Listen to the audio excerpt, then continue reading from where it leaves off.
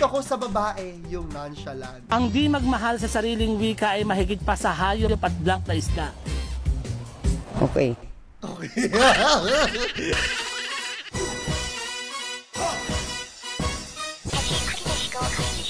Ito ha! May pag-uusapan tayo ngayon. At yan ang salitang nonchalant. Alam mo, nung nasa Boracay kami, yung kapatid ko, bukang bibig niya yung nonchalant. Pero picturean mo ba dapat nonchalant ako? Ano nonchalant? Ay, alam ko naman yung word na nonchalant, pero parang may ibang meaning yung mga bagets dito. Tingnan natin yung meaning muna. Ang sabi dito, nonchalant. Nonchalant. Nonchalant. Or nonchalant. Sabi ng mga bagets ngayon. Adjective. Coolly unconcerned. Indifferent. Unexcited. Casual. I think yung parang cool ka lang. Very magnetic personality. Gusto ng mga bagets yan ngayon na kailangan wala kang pakialam. Ang weird lang sa akin kasi cool na pala yung ganun. Yung parang wala kang paki. Naka-attract tayo sa ganun. Parang kebs lang. Yan yung term namin, kebs. Kung ikaw nonchalant, ako kebs. Diba? So, ayun na siya. Bago natin alamin ang mga pangyayari din sa nonchalant na yan. Nonchalant. Huwag niyo mo nakalimutan na mag-like, subscribe at notification bell dahil meron tayong 1,000 Gcash giveaway. Sagutin yung question of the day sa dulo ng video na to ha, para manalo kayo. Ito na. Ito isa sa mga dahilan kung bakit tumatak sa isip ko yung nonchalant. Etong mga batang to, panoorin natin! Sabi nila, ano yung nonchalant? Nonchalant. Nonchalant. Chalalan. Boom, boom, boom. Nonchalant. Chalalan. Boom, boom, boom. Wala ka rin kasi! Wala rin akong mga naksiha ako napapanood nyo to. Hi sa inyo. Naiinis ako sa inyo. Pero love ko kayo. Di ba? O, ayan na siya. Meron pa akong mga nakita dito.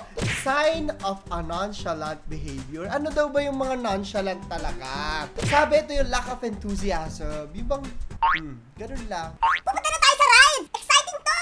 Pero yung reaction niya, sige, rides tayo. Minimal effort. Ganun lang. Mixed signals. Ay, may ganun pala. Hindi ko alam. Siguro isang ano rin to. Itong isang effect. Hindi eh. Parang isang traumatized na tao na hindi nakakapagbigay ng emosyon nila. Ganun. Might be, di ba? Limited emotional investment, ayun, yung ayaw magbigay ng emosyon sa mga bagay-bagay. And lack of initiative. Ako ayoko ng ganitong tao. Kaya, weird sa akin. Bakit gusto ng mga ganito? Gusto ko pag niyayaya kita, gusto ko sabihin mo sa akin na excited ka. Parang excited tayong dalawa. Hindi yung, tara laro tayo. Ano yun? Ayoko na ganun. Pasensya na po, pero para sa akin, red flag siya. Hindi naman siguro lahat, pero kung yan yung gusto mo, yung pinoproject mo, ganyan. Diba? Ang dami kong problema. So, eto may mga memes na yan. Sabi, gusto ko sa babae yung nonchalant. Ang di magmahal sa sariling wika ay mahigit pa sa hayop at blank na isda. Okay. Okay. Nakita ko na naman to si nanay. Ganun yung nonchalant. O, eto ha. Your millennial psychologist. Tignan natin kung ano yung sasabihin niya about this. Huwag malito sa taong nonchalant at sa taong wala talagang pakialam sa'yo. Kasi yung word na nonchalant, nanonotice ko sa social media na para bang pinapakitang negative siya. Pero tingnan muna natin kung ano ba talagang definition nito. So, ayun pala. Di ba may natututunan tayo? Ako, negative din ang connotation ko kasi. Pero, gaya nga na sabi ko kanina, baka trauma lang to, hindi bigay ng emosyon. Baka ganun lang din. Natin sa Collins Dictionary. So, lumalabas dyan na yan ay relaxed and calm. Sa Cambridge Dictionary din, ganun din yung definition niya. Sa mismong Merriam-Webster Dictionary naman, may kita natin na meron ditong word na indifference. Pero pag binasa natin yung sa ilalim, kung ito ba talaga ay totally negative, hindi naman siya automatically negative.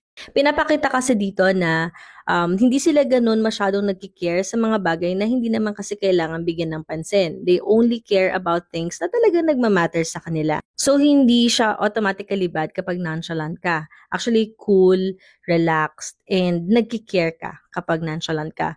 And basically, kaming mga psych majors, tinetrain kami na maging ganyan. Na kumbaga, stressful yung mga situation, pero dapat, syempre, calm yung aming manner. As much as possible, nagtitake kami ng pause before kami mag-respond.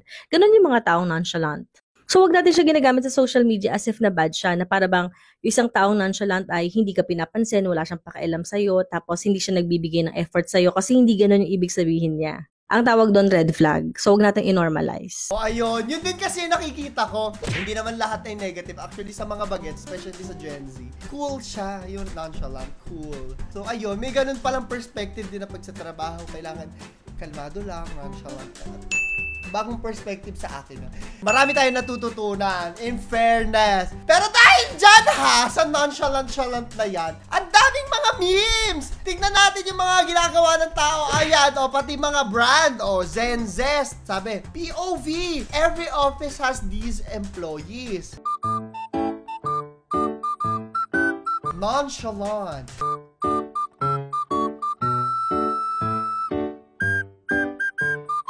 OA.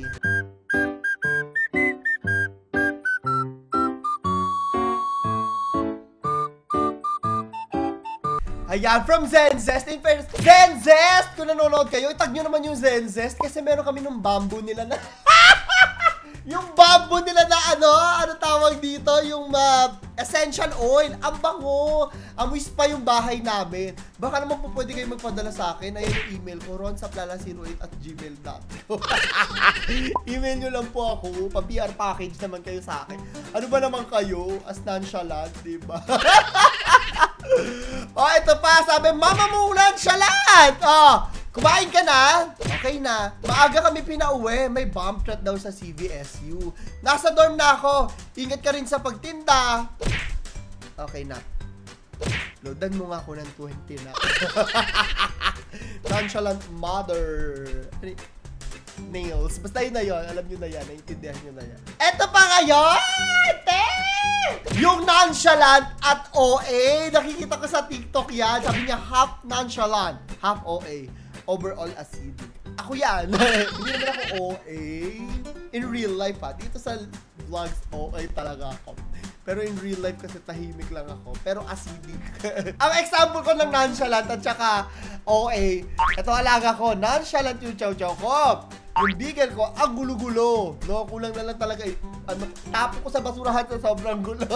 Lagi ko sinasabi sa kanya, Bali, masyadong gulo, tatapon kita sa basurahan. Magulo yung bigel, pero love na love ko. Napakalambing. Yan yung example ko. Oh, eto na! Ayan na nga! Dahil sa salitang nonchalant, may mga nagagalit na sa mga Gen Z.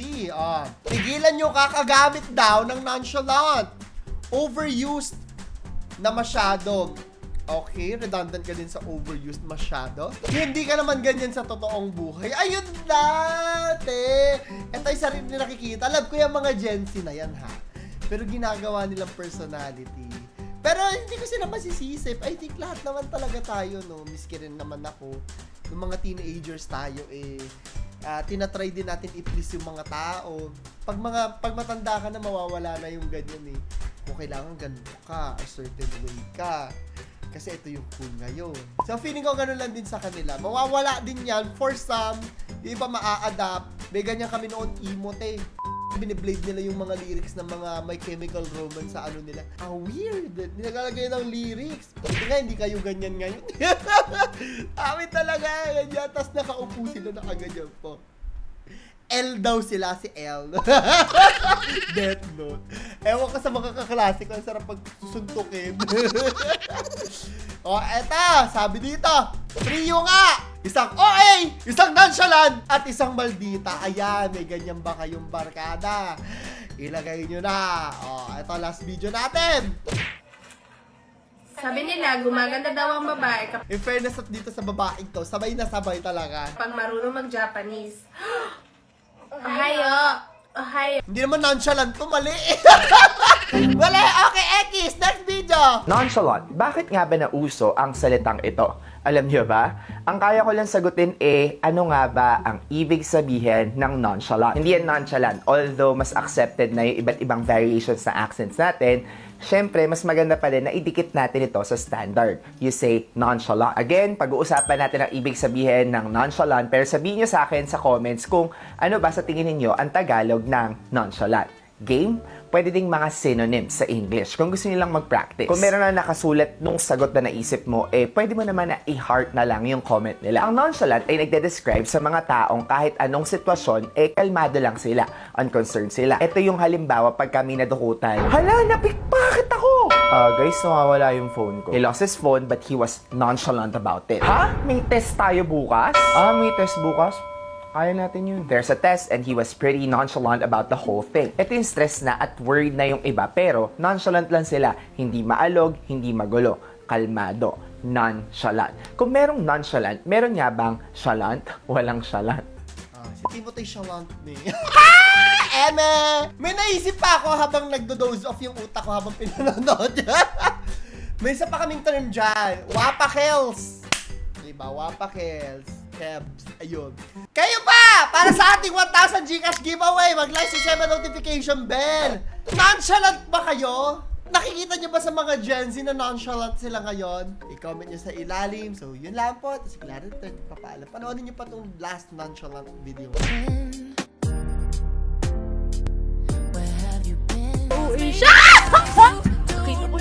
Hindi na to may aim!